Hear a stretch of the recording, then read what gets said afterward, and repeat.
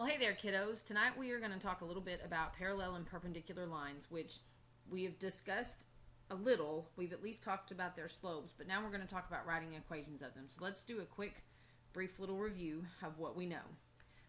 Okay, so what do I know about the slopes of parallel lines? Hopefully you remember that parallel lines always have the same slope. So if any two lines have identical slope, that makes them automatically parallel. Perpendicular lines have what we call opposite reciprocal slopes. And y'all will remember this from the video over parallel and perpendicular that we did before. Opposite reciprocal slopes, you got to remember to flip and change the sign. I mean, it has to happen. And so if you want to check to see if lines are perpendicular, you multiply their slopes, and the product is going to be -1.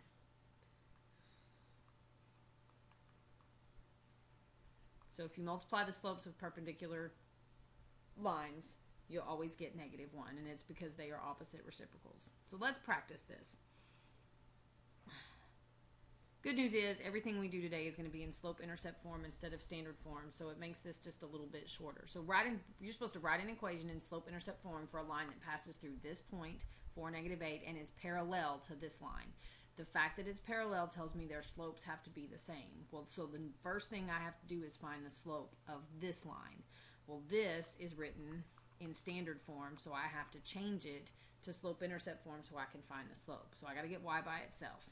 So the first thing I will do is subtract 4x from both sides. So I end up with -y equals -4x minus 5. And because this is a negative y, we can't have a y be negative. I need to divide everything by -1 or change all my signs. So it becomes y equals positive 4x plus 5. And from here, I can now identify that the slope is 4 because that's the number in front of the x.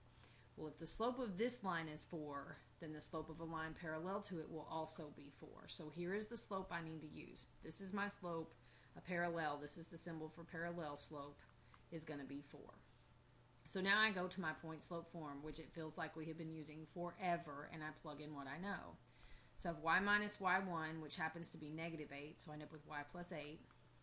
My parallel slope is 4 times x minus 4. We get to distribute.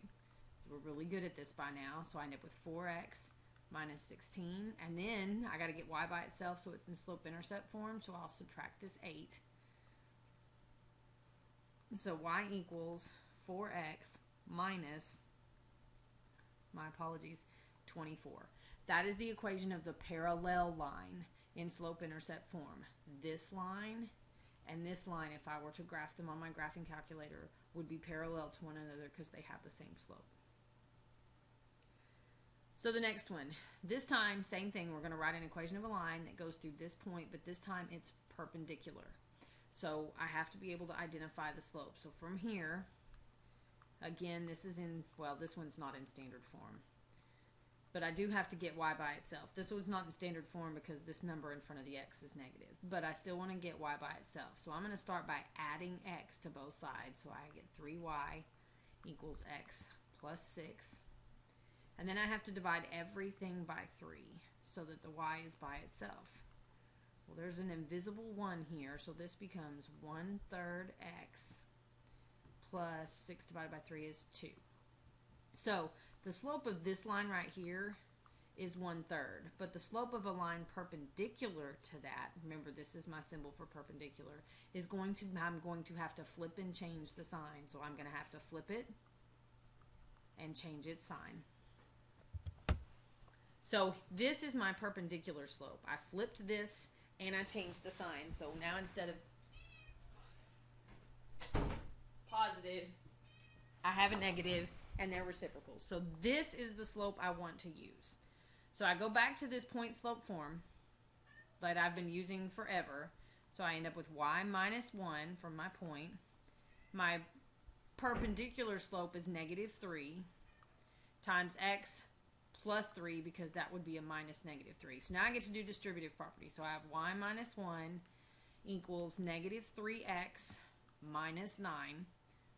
And so to get slope-intercept form, I'm going to add this 1 to both sides.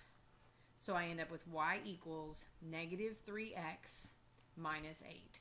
This line will be perpendicular to the original line because their slopes are opposite reciprocals, and you can check them. 1/3 times -3/1 becomes -3/3, which is -1. So it checks out. They really are perpendicular. So again, point slope form. Find the slope, plug in the point, plug in the slope, do the math.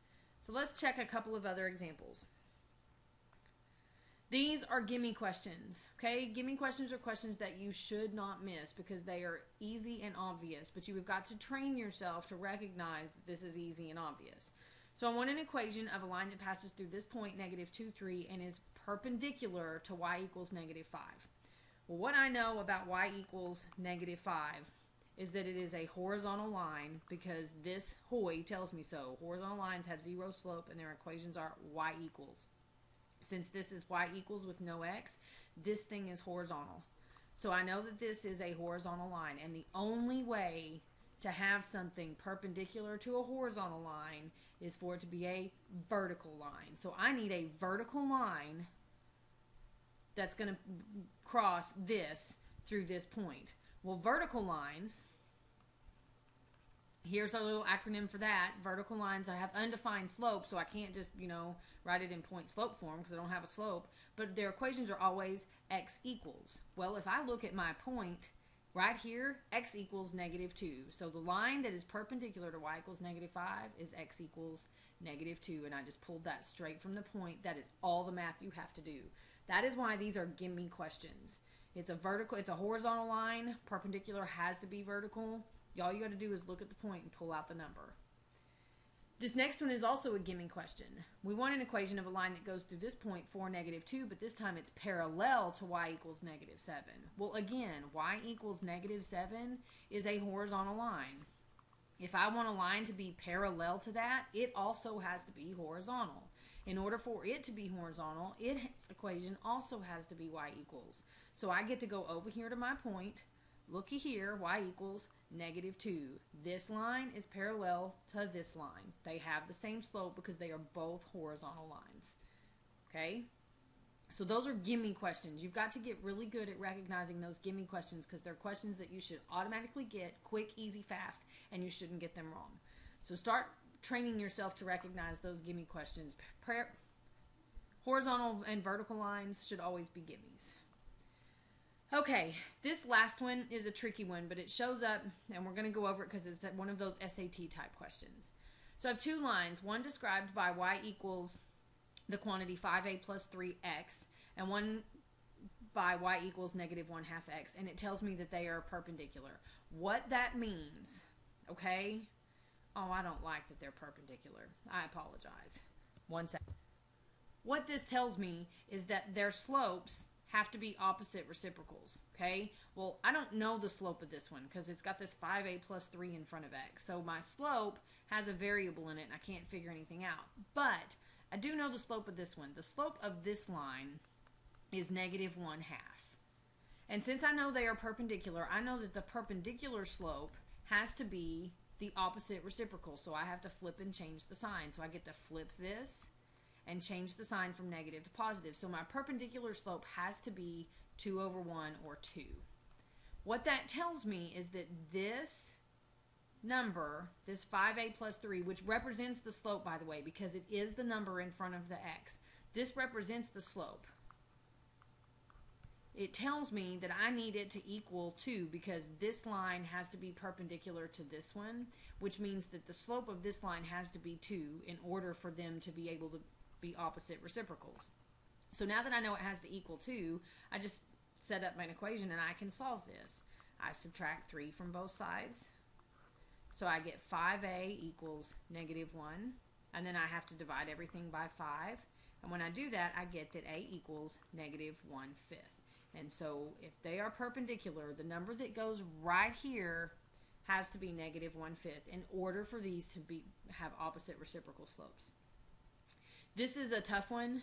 This is the one that probably will require the most work. So if you still have questions about this, make sure you ask tomorrow. And I will see you then, and we will practice all of this.